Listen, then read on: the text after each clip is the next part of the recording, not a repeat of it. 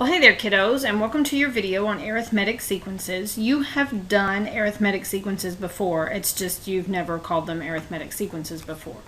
So a few definitions first. A sequence is just a set of numbers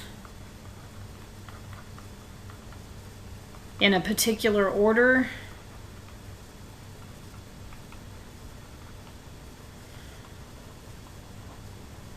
and pattern. So it's just like patterns that you've done before and you've found the equation to go with it. We're just now calling it a sequence. An arithmetic sequence is a sequence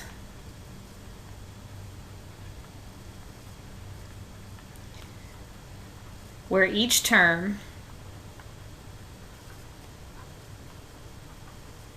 can be found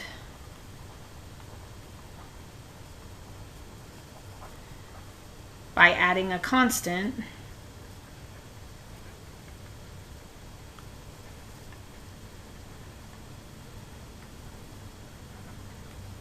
to the previous term.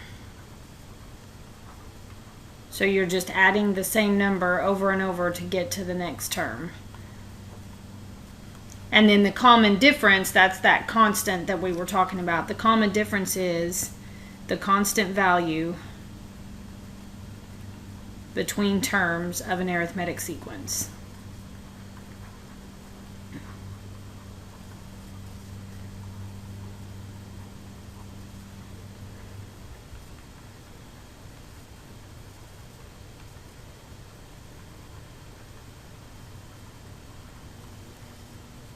And it's called a common difference, but it's not. Difference in your brains is going to mean subtraction, but it doesn't always mean subtraction. It is just going to be the constant that is between the terms of an arithmetic sequence. It could be subtraction, it could be addition, but it's the same number over and over being added or subtracted to get to the next number. So let's look at some examples. Number 1 and number 2 here, we have to determine if the sequences are arithmetic. And the way to tell that is we have to look and see if there's a common difference. So the first thing I'm going to do is I'm just going to look and see. From 7 to 11, the change there is plus 4. From 11 to 15, the change there is also plus 4. 15 to 19 is plus 4. And 19 to 23 is plus 4. This plus 4 is called our common difference because we are adding that same number over and over every time to go through the sequence. And so yes, this one is arithmetic because it does have a common difference, the same numbers being added every time. If you look at number 2, we'll do the same thing and see if we can find a common difference. Well, the difference from 4 to 9 is plus 5. From 9 to 16 is plus 7. 16 to 25 is plus 9.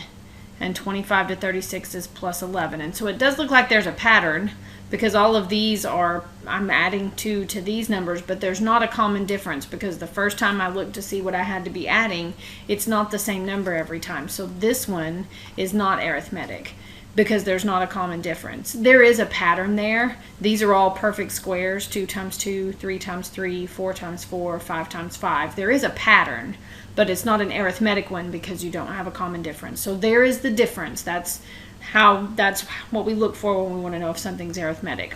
Is there a common difference being added or subtracted? So let's skip ahead. I'm pretty sure that this is on the back of your notes. We're going to skip ahead to the formula. It's called sequence notation that we're going to use to help us write some arithmetic sequences with an explicit formula. Here is the explicit formula. And so it looks really complicated, but it's not. You just need to know what all the pieces mean. This a sub n, that's how you say that because it's an a with a little subscript of n. So this a sub n means y equals or the same thing as f of x.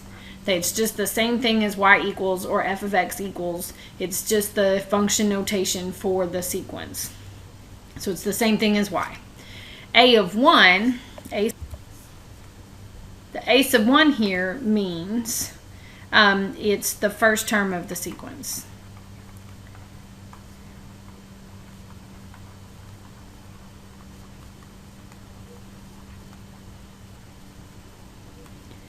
D means the common difference, and so once you know what the common difference is, that's what we plug in there. And then the N is the number of the term you were looking for.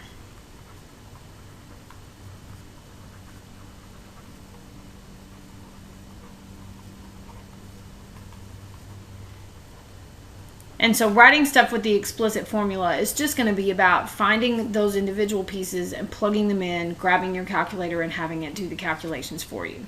So if you look at numbers 3 and 4, yes, I did skip all of number 2 because it's just taking that sequence and putting it into a table and a map and on a graph, and I feel like y'all can do that without me walking you through it.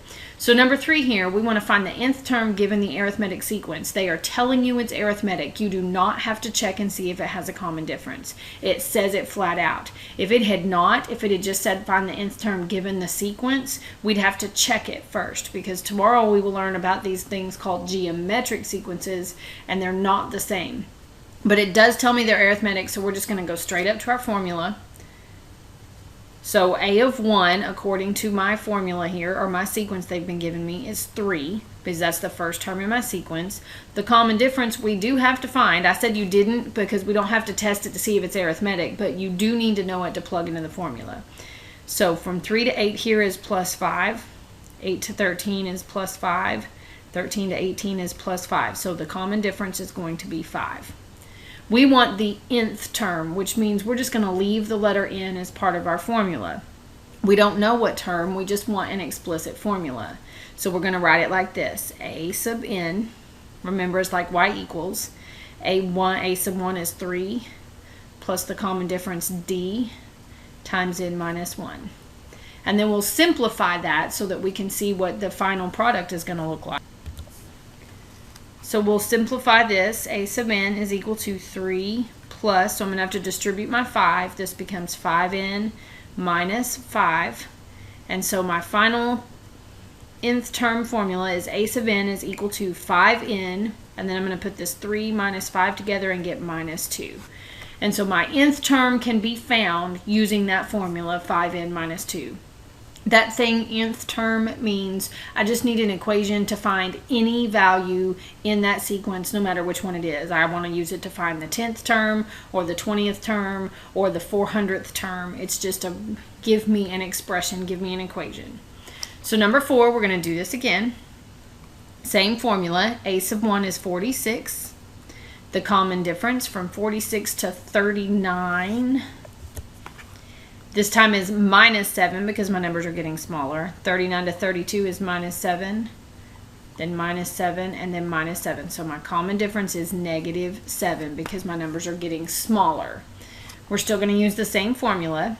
A sub n is equal to 46 plus negative 7. So I'm going to rewrite that because I don't like double signs.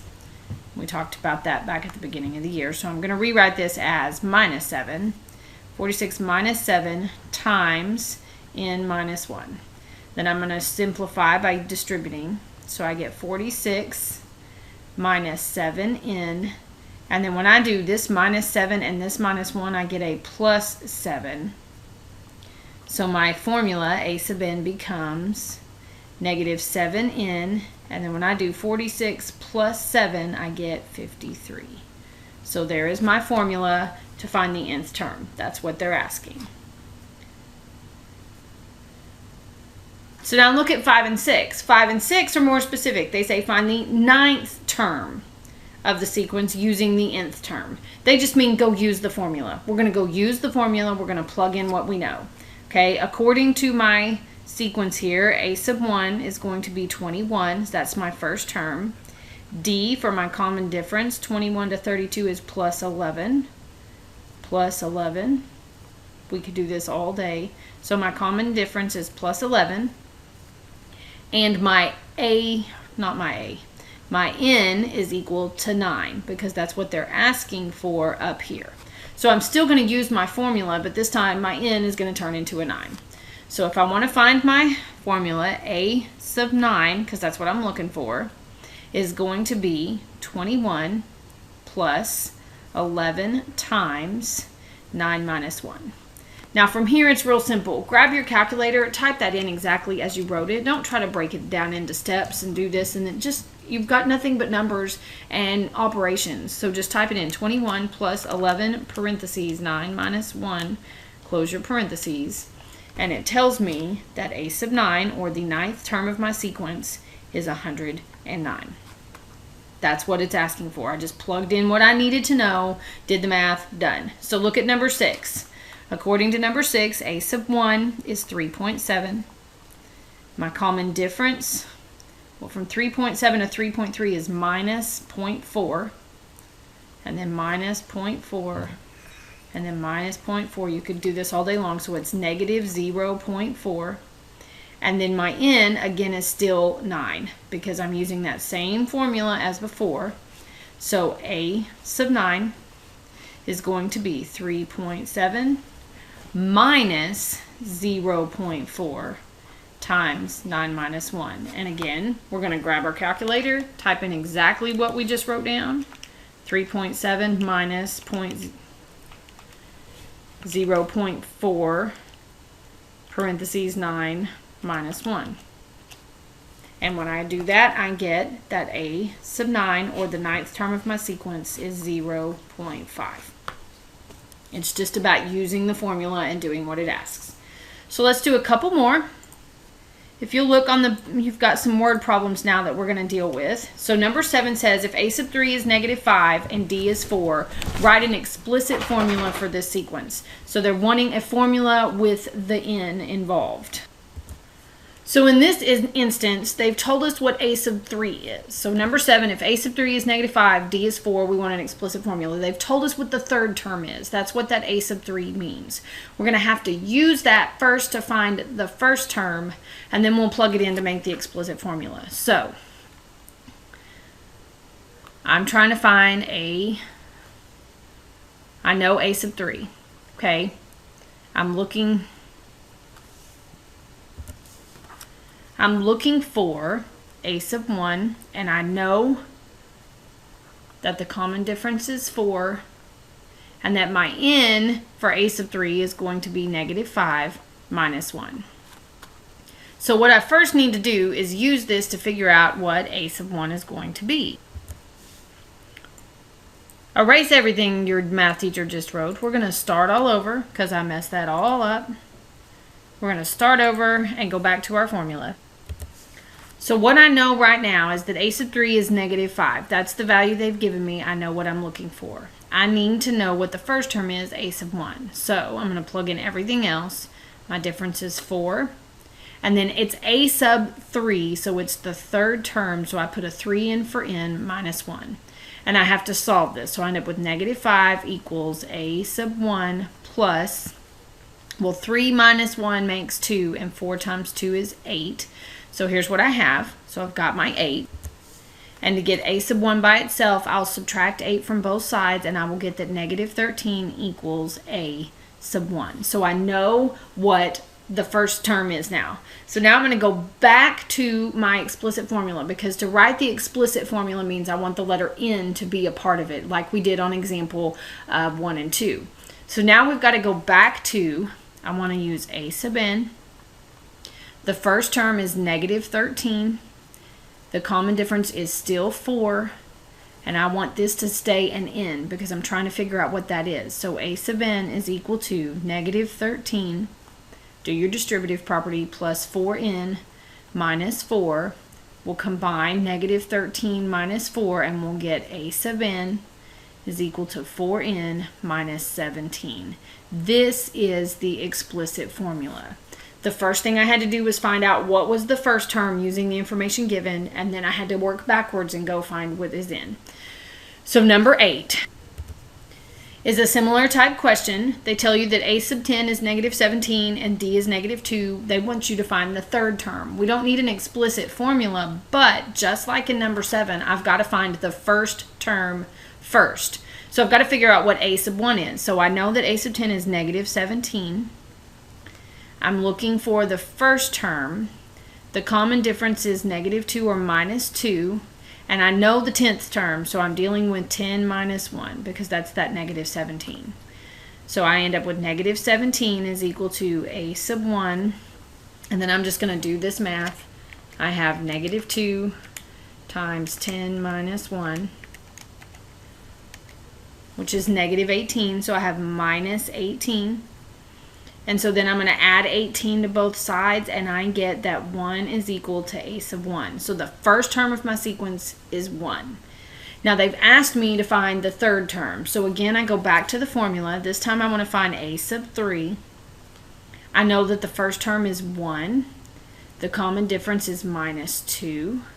And I'm looking for the third term, so I do 3 minus 1. And I'm just going to grab my calculator, plug that in, and find out what the third term is. So I have 1 minus 2, parentheses, 3 minus 1, which is negative 3. So the third term of my sequence is negative 3. So I had to use my formula first to find the first term, and then I went and used that to answer the question they were asking me. So number 9, Tom Thumb's having a sale on snack crackers. The first box is $3 and each additional box is $1.75. Write the first 6 terms in this sequence. Explain what the 5th term means. Well, this one you can use the formula if for all whatever because you want to, but you don't need to. You know that the first term is $3. You know that each additional box is $1.75, so I'm going to add $1.75. 3 plus 175 is 475. So there's the second term. Then the third term, I add $1.75 again. So that's $6.50. To get the fourth term, I add another $1.75, and I get $8.25.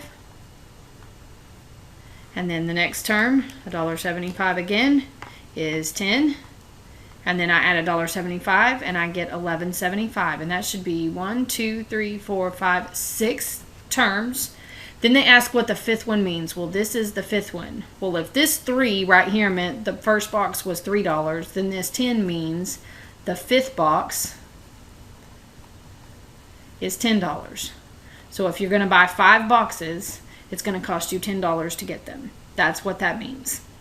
So number 10, an arithmetic sequence contains the terms a of 2 is equal to 4 and a of 5 is equal to 7. Write an explicit formula for this sequence. So the first thing we're going to do is we're going to make a table with the information that we know. We don't know the first term, but according to this, a of 2, the second term is 4. We don't know the third or the fourth, but we do know the 5th term is 7. So we can look at what we do know. I know that from here to here is plus 3, and that it was a span of 1, 2, 3 numbers. That means that for 3, from 2 to 5, there was an increase of 3, which is telling me if this is 3 and this is 3, then each one of these to go from 2 to 3 and then from 3 to 4, I had to add 1. So this should be 5 and this should be 6. So if I'm going backwards, that means the first term is 3. I used my arithmetic. I knew that there was a difference of 3 for those 3 numbers, so each one has to be a difference of 1. So I have my common difference. My common difference is 1. I want an explicit formula, so I want the n. So I'm looking for a sub n. The first term is 3, because that's what this value in the table tells me. First term is 3. The common difference is 1 times n minus 1. Explicit formula means leave the n. So a sub n is going to be 3 plus n minus 1, and then I'll combine these. 3 minus 1 is 2, so a sub n is equal to n plus 2. And let me show you how that works. If this is my formula for this problem, then I should be, if this is n, then I should be able, then this is a sub n, I should be able to add 2 to each of these terms, and it give me this number. So 1 plus 2 is 3, 2 plus 2 is 4, 3 plus 2 is 5, 4 plus 2 is 6, 5 plus 2 is 7. So if I know n, to get to the next term in the sequence, I just add 2 to it. And so that's, or to get the term that goes with that, I just add 2. So that's what that formula is telling me. If I put it all in an order, it doesn't tell me what the common difference is, or it does. The common difference is right here. It's that 1n, and then I just add 2. So if I know what term I'm wanting, I add 2 to get whatever term it happens to be. So the formula follows the pattern. That's all it does. So that's arithmetic sequences. It's just about knowing the formula, plugging the numbers in. If it asks for an explicit formula, that means n needs to be in as part of your answer. If it asks for a specific term, then you're looking for a number. So we'll practice this when you guys come to class tomorrow, and I will see you then.